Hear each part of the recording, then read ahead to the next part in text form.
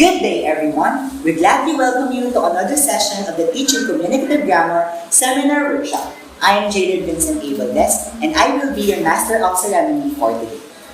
This time, we will tackle another interesting topic that hopes to enlighten us about the different factors that affect the pedagogical beliefs of an English teacher in teaching grammar to her students. Are you all ready to start with our program? Yes! Okay, then let us all rise for a prayer to be led by Miss Alexandra Beatriz Dalit.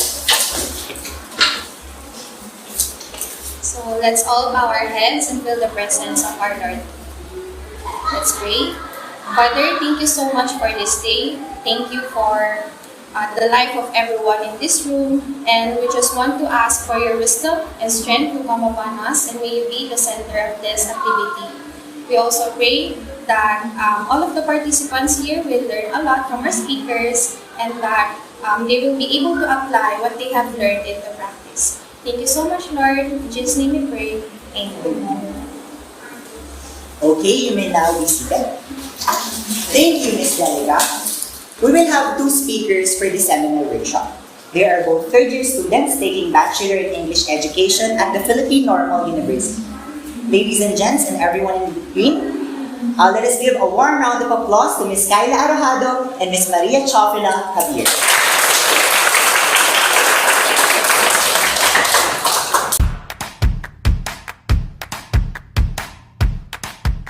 Thank you, Mr. Valdez, for the wonderful introduction. Good morning, everyone, and welcome to our seminar workshop entitled Implicit versus Explicit: The Pedagogical Beliefs of Teachers in Grammar Teaching. There are several approaches that have been created for teachers in order to match their teaching methods to accurately upskill grammar to all students. In addition, well-planned guidelines would be of great assistance for teachers in teaching. However, the certain point lacks the curriculum, which result for teachers to implement and create various beliefs in teaching grammar. These beliefs were based on the educational procedures, teachers' prior knowledge, and the individual personalities of the teachers. Teachers' beliefs and practices have actually described as an attitude continuously applied to an activity that directs both our thoughts and behaviors. Moreover, this can have a significant impact on the decisions and judgments in the classroom. Furthermore, it is still advised that teachers might take into consideration the learner's preferences in making decisions on how to teach grammar. Nevertheless, this idea became a matter as to influence teachers in their choices, notwithstanding their personal reservations about the educational efficacy of such grammatical treatment. In attending students' concerns, there are two choices for grammar methods that teachers could perform: the explicit and implicit teaching. These two methods became a central point in teachers' pedagogical belief in teaching grammar, where it is being contemplated whether grammar should be taught explicitly or implicitly. Teachers can be classified into two groups with different outlook of grammar within the communicative approach. One deemed that implicit grammar teaching will help students to develop their grammatical competence as they are being exposed to the input from the environment, while the other considers that explicit instruction must be implemented in order to let the students truly understand the functions of grammar, resulting to individuals who implement approaches that have their own beliefs and views. These personal theories become the root for the teacher's personal knowledge about teaching, and hence will have a foremost influence in their instructional practices. The stages and time for each learner to acquire certain aspects of grammatical concepts differ with the personality and maturity of a person. Due to these contradicting opinions on the importance of grammar in language teaching and the process of acquiring knowledge about grammar, various methodologies of teaching grammar have emerged. So, To know the difference between implicit and explicit, I'll be elaborating it to all of you. Implicit knowledge is gained through incidental activities or without awareness that learning occurs. It happens through passive, incidental, and automatic acquisition. No conscious effort to observe the learning is required. Implicit techniques tend to adopt a naturalistic approach to language acquisition and rely a greater degree on associative forms of learning. According to the input hypothesis by Krashen, explicit teaching methods can never lead to the acquisition of implicit knowledge, and thus would not help the learner in achieving second language proficiency. He argues that implicit knowledge can be acquired through adequate exposure and comprehension of the target language without any conscious effort being made to acquire an explicit understanding of the grammar. Meanwhile, explicit learning requires a conscious observation, understanding, and memorization of content. The explicit approach consists of a wide range of methods that still have the emphasis on raising awareness of some grammatical feature, typically involving some form of rule learning. The most vital point is that explicit knowledge functions must be seen as an awareness-raising device. It grabs the learner's attention to non-significant linguistic forms which they might not give any attention to before. Overall, implicit and explicit knowledge are considered as opposite ends of a same field, and therefore, explicit knowledge may be transferred and changed anytime to implicit knowledge through a process of atomization given sufficient practice. This had been further elaborated as there are several findings in research connected to these that reveal that applying explicit method in the teaching of grammar and the factors affecting teacher belief are divided into several categories. First being the time constraints. Teaching grammar in the most creative way is indeed a great approach that would permit learners to acquire a meaningful understanding of grammar and execute the second language accurately.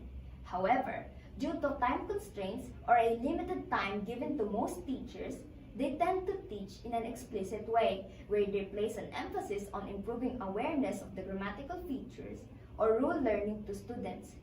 Admitting the fact that even when teachers are in favor of implicit learning, this can't most of the time be performed as it is time-consuming and would lead to delay in succeeding the English syllabus. Furthermore, teachers also depend the approach to level of competency of the students.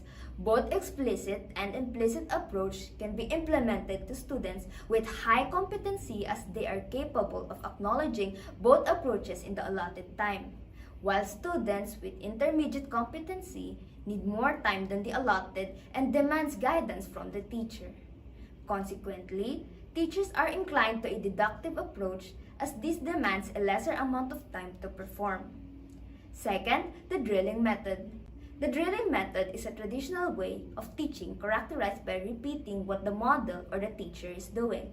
There are two factors that force the teacher in employing this method to her grammar classes. First, the student's lack of knowledge in grammar. The teacher believes that input should be provided first in order for students to understand different concepts or the what, and the processes or the why and how that happen in real-world situations. For instance, she usually explains first the elements in formulating English sentences and how they should work. Second, the teacher's own previous learning experience. Drilling method continues to be a popular method for most experienced teachers. Besides, the teacher respondent thinks that what maybe worked for her could also work for her learners. However, this personal belief blatantly adheres to the one-size-fits-all method, thus setting aside the student's needs and their current proficiency level among other factors, which shall be the primary basis of the methods and strategies that teachers shall employ. Third, the English syllabus. The expectations for teachers to adhere to the English syllabus are noted to be a common conflict encountered while teaching grammar. If the teacher fails to cover everything in the syllabus, this will negatively impact the students' learning, ultimately on how well they perform on exams. As a result, teachers remain to choose the simplest solution, which is to teach grammar using the drilling method. The restriction on the teacher's freedom with their pedagogical approach just to meet the syllabus demand prevents the teacher from implementing the implicit way of teaching and choosing the explicit as a better manageable approach to teaching grammar. Fourth is the corrective feedback. A 2016 study by Shirkani and Tahedin was primarily concerned with the patterns of corrective feedback in intermediate EFL classrooms. Because for 2 consecutive sessions, the classes of 40 instructors teaching at the intermediate level were audio recorded. According to the study, explicit correction is the most utilized of all corrective feedback types delivered.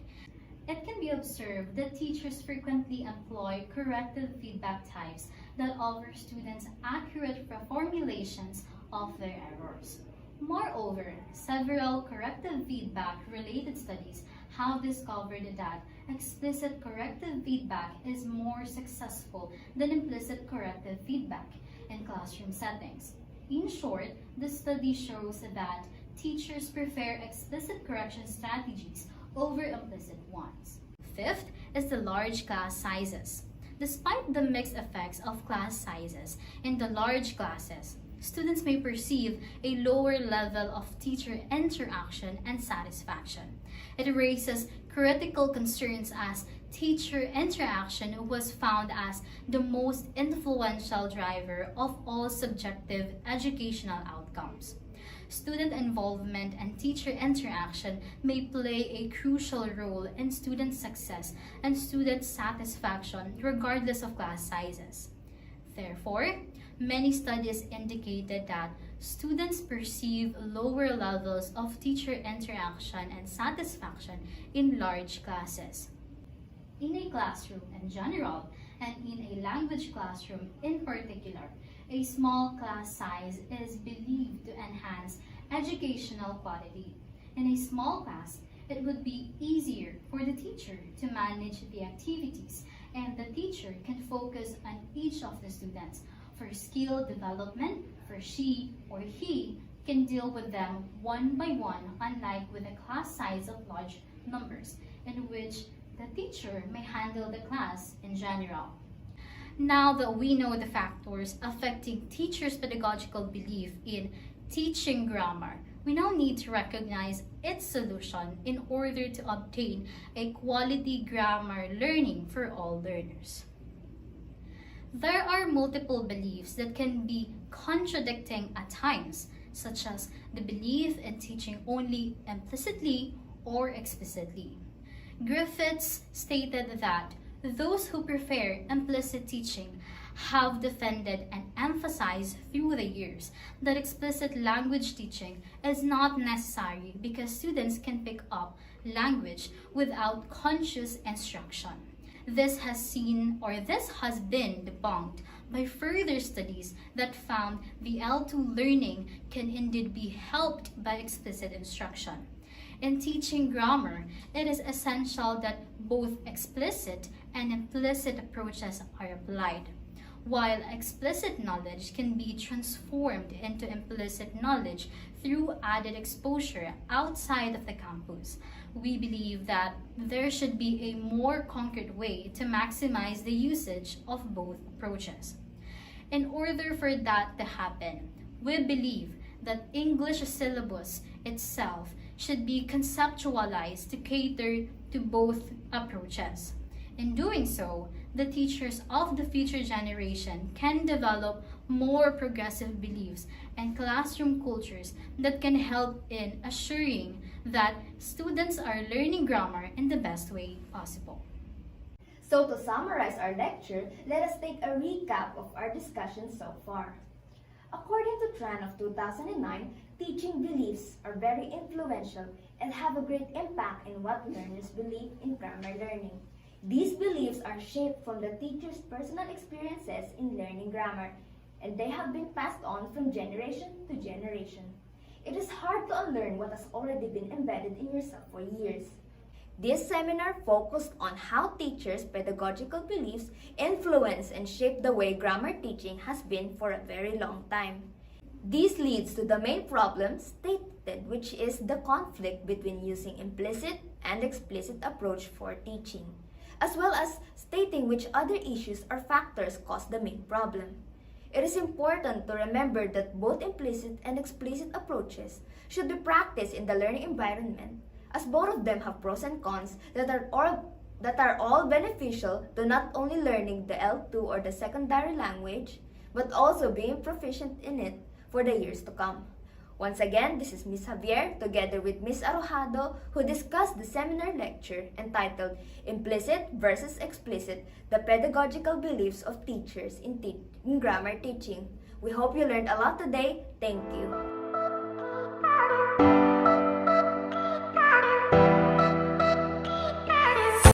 Okay, before we officially end our lecture, we are now open for questions any of you might have for me or my fellow speaker regarding our discussion. While it was highlighted earlier that implicit and explicit teaching is equally important in grammar teaching, so how do we strike a balance between explicit and implicit grammar teaching? Do you have any tips for pre-service teachers like us?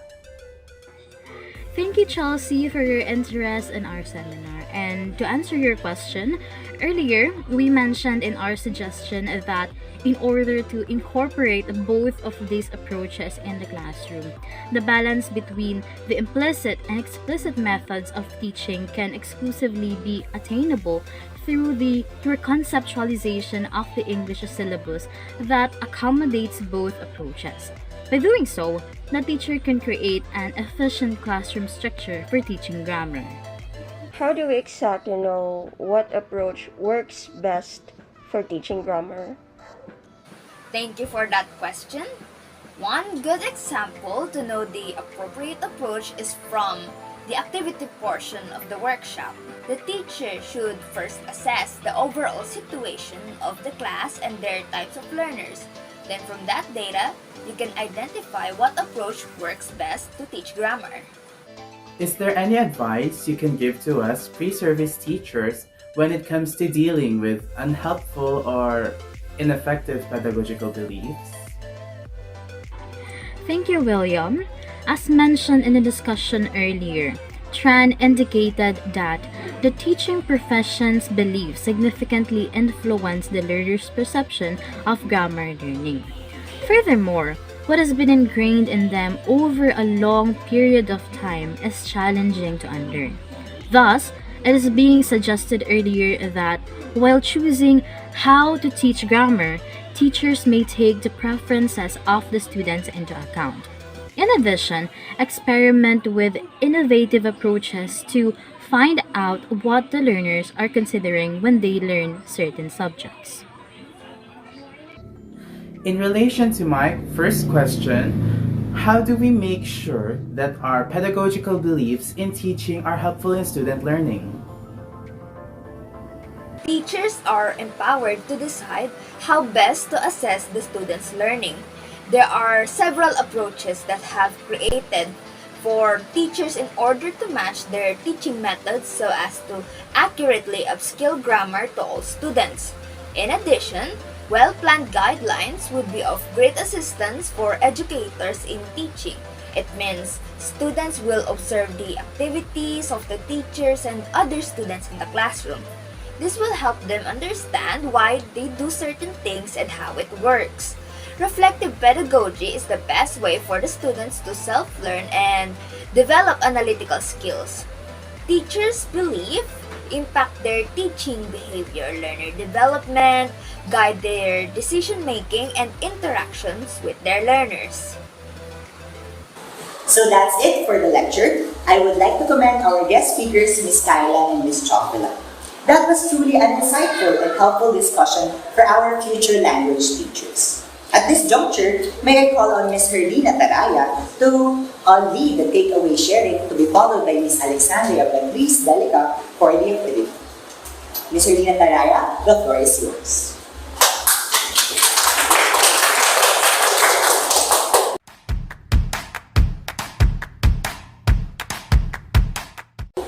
Okay, now going back to what we've just listened to, do we have any volunteers that would love to share their takeaways from the lecture? Just raise your hand if you want to share your insights. Okay, seen a lot of hands. May I call on Miss Jamila for the first insight? Good morning, everyone. For my takeaway, it's significant to strike a balance between implicit and explicit teaching as a pedagogical approach in teaching grammar. As mentioned earlier, explicit teaching alone is not a sufficient method for language acquisition. Therefore, teachers should be able to formulate a pedagogy where these two approaches can efficiently coexist with one another. I also agree that we should strike a balance between implicit and explicit teaching. That's a good takeaway. Thank you so much, Ms. Camila, for sharing your insights. So, may we have another volunteer that would love to share the insight? Just raise your hand. Okay. May I call on Mr. Matthew for his insight? Thank you very much. Thanks to this lecture, I was able to become more aware of the different factors that affect our pedagogical beliefs. For a while, I think it is important that we are able to see the shortcomings of the curriculum so that we may be able to know how we are going to respond to them in our English classrooms. Also, this will make us more aware of what we can do so that we'll be able to improve it. Thank you.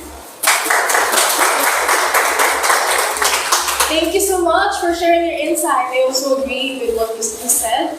So, can we have volunteers for the last two insights? May I call Mr. Peterson for the third insight, and lastly, Miss A for the last insight. Okay, so good morning to everyone. So through this lecture, I came to realize that despite the difficulties and hurdles that we may face in implementing this lesson, we teachers should double our efforts and never stop striving to discover the most effective strategy in teaching grammar that would ultimately benefit our students. Thank you. That's correct. We teachers should always know what's best for our student. That's a good takeaway. Thank you so much for sharing. May I call on Ms. A for the last insight? Thank you for having that seminar. It reminded me that the strategies and approaches that worked for me as a student before may not work for my future students. And aside from that, I realized that it is really challenging to establish a student-centered classroom and given the limitations that our education system has. Thank you so much for sharing that wonderful insight. So overall, thank you so much for the volunteers who shared their insights today. It's nice to think that this lecture provided us with some sort of multiple insightful realizations. So with that, let's proceed to the next activity of this seminar.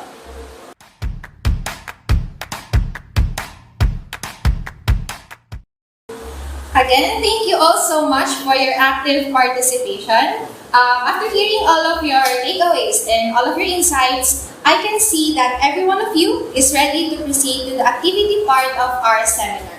So please listen carefully as I give you the instructions. In this activity, you will be given 3 different situations in which your task is to address the problem by applying all of the strategies that you have learned from our speakers and considering the learner's profile.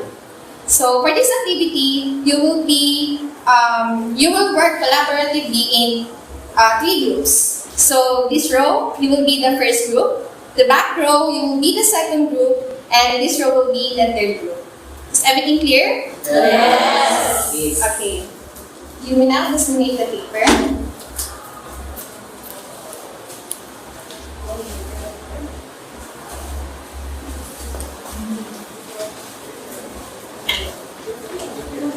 Thank you so much. So, now, can I have a volunteer from Group 1 to read the first situation? Thank you so much. Mr. Garcia is contemplating what he is doing his lesson plan. The English syllabus requires him to teach direct and indirect speech, plus employ a group activity involving different scenarios in just an hour. However, his average level students are still struggling with tenses and aspects of the word, which is the key to understanding the new lesson.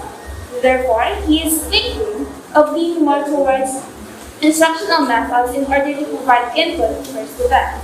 How can Mr. Garcia strike a balance between explicit and implicit teaching methods, considering that he also has advanced learners who are ready for the new topic?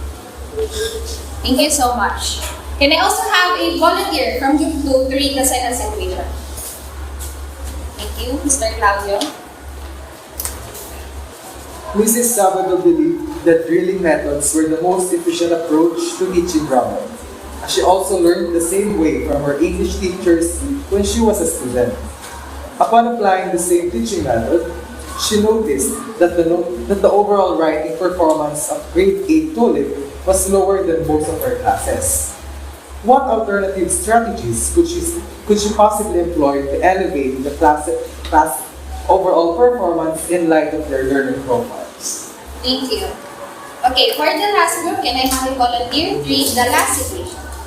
Thank you, Ms. Joyce. One of the students in Teacher Sam's class has trouble pronouncing English words with schwa vowel sounds. She observed that the student is committing the same error again during their subsequent meeting. She is aware that she needs to address her students' grammatical errors, but she is uncertain whether to use explicit or implicit correction as a type of corrective feedback. What corrective feedback should Teacher Sam utilize given her students' learning profile? Perfect. Thank you so much. Now, please remember that you only have 10 minutes to brainstorm and answer the activity. Are the instructions clear? Do you have any questions? Okay, you may now go to your respective groups. Your timer starts now.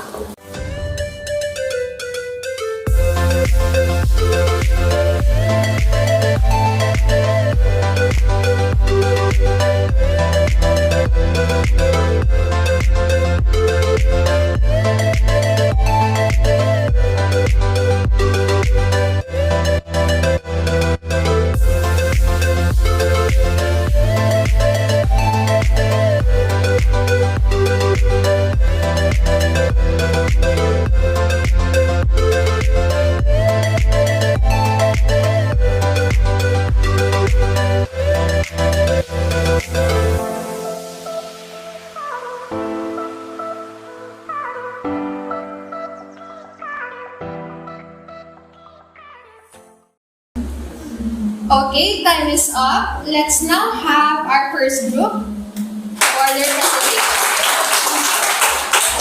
Okay, so for our first group, the factor assigned to us is time constraints. So the question here is, how would Mr. Garcia strike a balance between explicit and implicit teaching methods, considering that he also has advanced learners who are ready for the new topic? So the approach that we came in is a differentiated approach where we can accommodate a mix of average and advanced learners. And for the sample activity, we came up with this. So first, pair average learners and advanced learners before discussing the new lesson and have them sit next to each other so that the latter could guide the former. 7.1, make a chart that contains the general rules when changing direct to indirect speech and vice versa.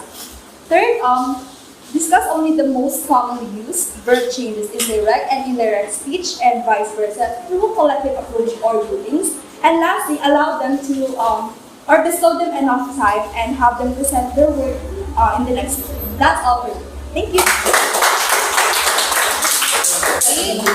Thank you so much. That's a wonderful answer. You really take into consideration your learner's profile and you tried your best to address the 5 factors that was mentioned by our speakers. Thank you again. Okay, may I have now the the representative of Group 2 to present the group.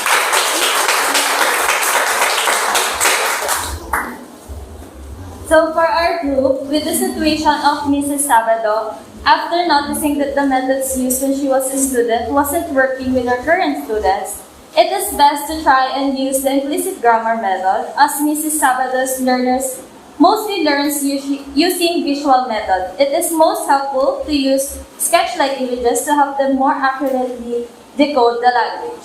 They can also use charts and graphs to teach grammar and to help them remember the information more easily, since they learn through experiential manner. And that's for the group.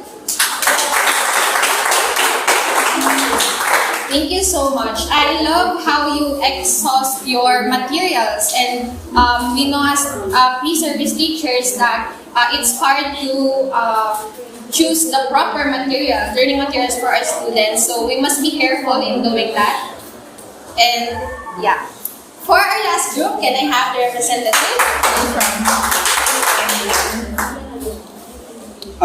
For group scenario,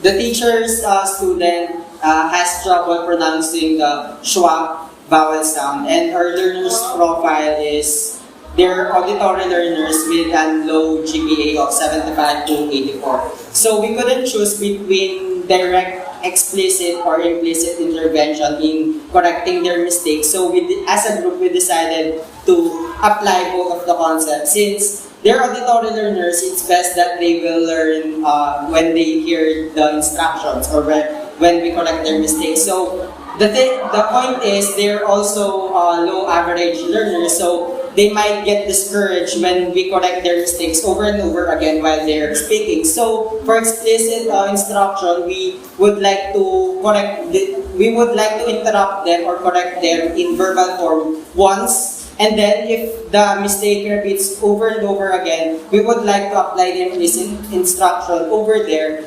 by privately talking to the student so that they can correct their mistakes for long term. Thank you. Thank you so much. So, we should always strike a balance between using the type of feedback in teaching grammar. So, we should take into consideration our learners if we will apply explicit or implicit. But ultimately, the main goal is for the learners to realize that they have made a mistake and do something about it. Thank you so much. That's it for our activity. Good job, everyone. Thank you so much for your active participation. I really love that. I mean, your energy today. Okay? It is you, pre-service teachers, who made the seminar workshop successful and productive. I will not hope anymore for that you've learned something from our seminar, because your key takeaways and your outputs are already a concrete testament that you've learned something. Okay? However, what we're truly hoping for is for you to become English teachers in the future who are teachable, open-minded, and flexible to any situation. Goodbye for now, and see you at the next one. Thank you. Appreciate it.